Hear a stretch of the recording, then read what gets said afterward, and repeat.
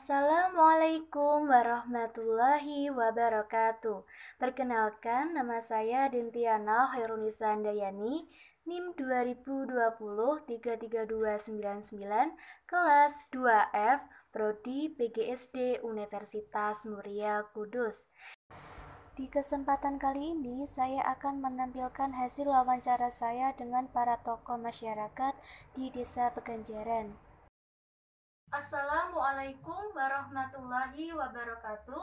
Perkenalkan, nama saya Dentiana Khairunisa Handayani dengan NIM 2020 33299, kelas 2F, Prodi PGSD Universitas Muria Kudus. Di depan saya sudah ada tokoh masyarakat atau sesepuh dari Dukuh Jatisari, Desa Peganjaran, RT 4 RW 2.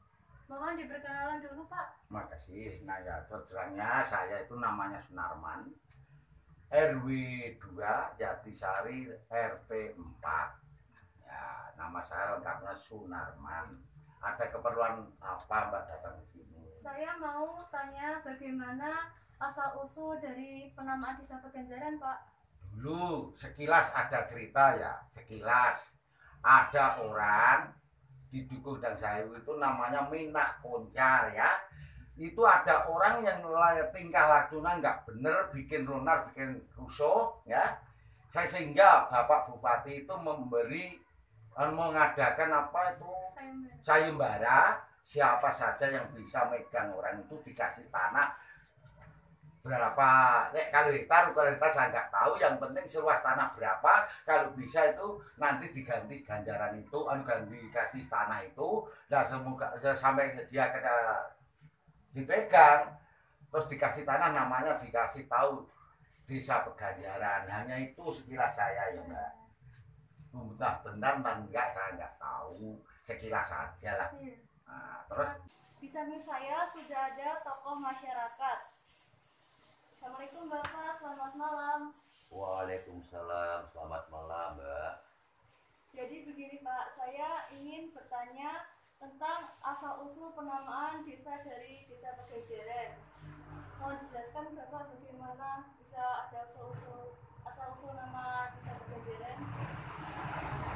Baik Mbak, ini nanti saya sampaikan apa yang saya tahu saja ya. Jadi yang namanya Desa Peganjaran itu konon menurut cerita atau mulut ke mulut ya toh, itu sebelum terbentuk Desa Peganjaran itu dulu ada desa kecil, namanya salah satunya Desa Delingo, kemudian Desa Gedang Sewu, sama Desa Jati Asri atau Tisari.